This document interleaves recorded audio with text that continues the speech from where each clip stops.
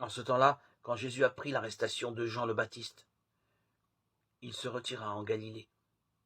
Il quitta Nazareth et vint habiter à Capharnaüm, ville située au bord de la mer de Galilée, dans les territoires de Zébouloun et de Naphtali.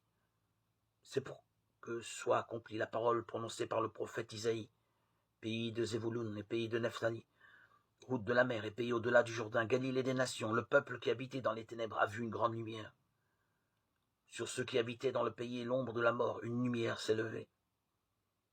À partir de ce moment, Jésus commença à proclamer: Convertissez-vous, car le royaume des cieux est tout proche. Jésus parcourait toute la Galilée, il enseignait dans leurs synagogues, proclamait l'évangile du royaume, guérissait toute maladie et toute infirmité dans le peuple. Sa renommée se répandit dans toute la Syrie. On lui amena tous ceux qui souffraient, atteints de maladies et de tourments de toutes sortes, possédés, épileptiques, paralysés, et il les guérit. De grandes foules le suivirent, venus de la Galilée, de la Décapole, de Jérusalem, de la Judée et de l'autre côté du Jourdain. Matthieu 4, 12, 25. Dans le premier évangile, les débuts du ministère de Jésus sont aussitôt suivis par une retraite face à une menace. Jésus se trouve avec le Baptiste, en Judée, près du Jourdain. Quand Jean est arrêté, Jésus s'éloigne. Aux yeux de Matthieu, ce repliement vers des contrées lointaines permet d'accomplir une promesse divine.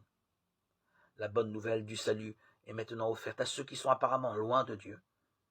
Il s'agit de ceux qui habitent des lieux reculés, mais également ceux dont l'existence est amoindrie, les malades physiques, psychiques, et ceux que la bonne société relègue à la marge. À ce passage, il faut y porter un message d'espérance et accomplir des actes de service.